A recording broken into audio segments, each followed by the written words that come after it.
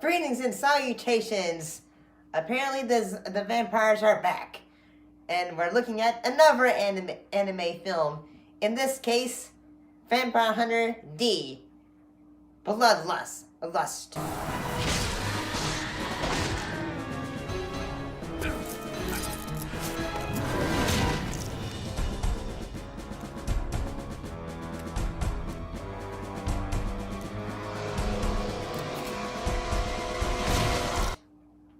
Not Bloodlust.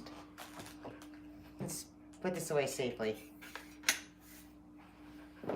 So let's talk about it. Greetings and salutations. We're back looking at another films. In this case, Vampire Hunter D. Bloodlust. Lust.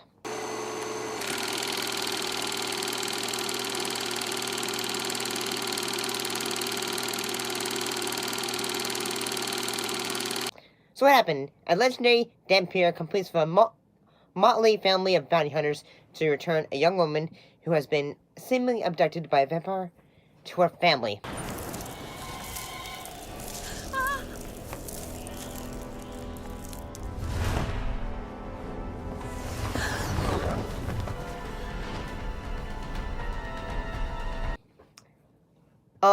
So in a way, this is a sequel to, Vampire D. So the budget when it comes to the animation has fully gone up. But it also helps in the fact that this film came out in 2000. So, we've come a few years since the first film came out. We were ambushed.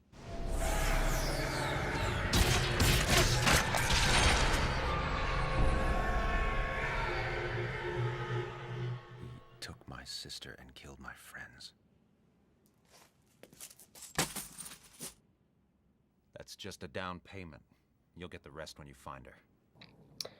And the violence and the way has also, there was blood in the previous film too, but this one has upped it. It's upped the, the horror visual imagery of the previous film in a way.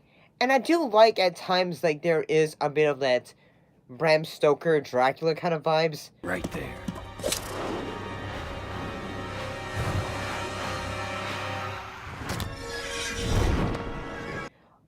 With the young woman who was abducted by, Vampire is extinct. Who will mourn our passing? Will she? Will anyone? Can anyone understand this pain, this loneliness? It's the vampire, mayor. In this case, he had abducted a woman named Charlotte. And yeah, I gotta say that for this one, it seems like they finally feel like okay, we need to have D just a very quiet man. And he is. For the majority of the film, he's a very quiet man. Whenever, he sometimes will use his talking hand to, help him figure out situations. See him. How many are there? 2, I think. A man and a woman. Look out for the exit door. Okay. No door. No door there. Still no door. No. And at the same time, try to help him figure out, what needs to be done. Because he's always having to go up against a group of, folks that are trying to go up against vampires and such. And the film does a fairly good job of getting us fairly invested in all of these characters. Whether it is, the character of, Layla, or heck, even Charlotte. Because at first it's okay, at first we think she's being held hostage. But then you realize, oh no, she's not. She's actually fallen in love. Could it be a case of Stockholm Syndrome?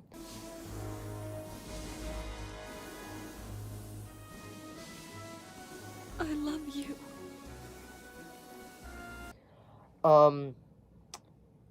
Perhaps, I guess. But eventually she's able to be, in a way, be found and all that. But I gotta say the best moment of both dramaticism, elements of both, like, say, wrath and gothic imagery, is a sequence in which Mir is, he's going to try to save her. Like, the sun is beaming down on him, and he's on fire. It looks so good.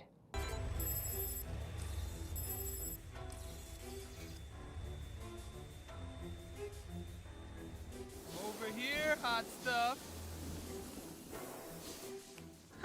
Look at him burn! Here, No! little something to help you walk. How's that feel? You like that? And yeah, like, I'm gonna say this is a really good one. The animation's really good. The dramatic elementism. Like, say there are moments in which, like, say, like, the vampires or others are in a way tricking them and all that. And yeah, like, say there is a moment in which one of the motley guys, they get turned into a vampire, and they're going to try to, like, bite someone. And I think, say, oh! But then, like, one guy who has been sick from a Joy film, he ends up, like, using a bit of ghostly power.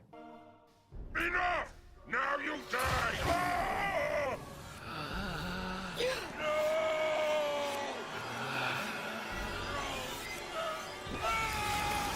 Rove! Rove, no!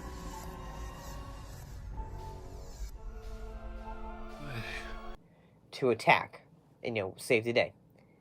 And I gotta say, the one moment if I like say, oh, don't cry, don't cry, don't cry, is the character of Layla.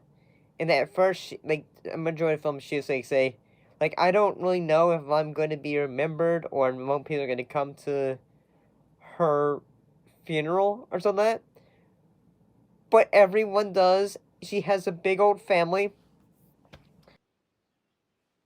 I just came here to keep a promise to an old friend of mine. She was afraid no one would mourn her death. I'm glad she was so wrong. Huh? Oh, I guess I see. Anyway, thank you for coming, sir. Oh boy, that moment, like, that ending is so good. Like, in the fact that, Dee had basically came to the funeral to be the, like, in remembrance of her. This is, like, when it comes to, like, the dramatic erotism, the action, all of those little bits make this really good. It's very entertaining. The animation is gorgeous. I know I'm constantly saying that, but the voice acting and all of that really helps pull everything together to make this a very good film.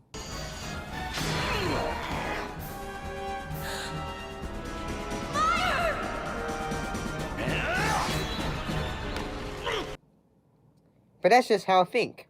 If you enjoyed today's video, don't forget to like, comment, subscribe, share with your friends, give it a thumbs up maybe. And as always, don't forget to keep your popcorn warm, your drinks ice cold, and your eyes on the screen. See ya!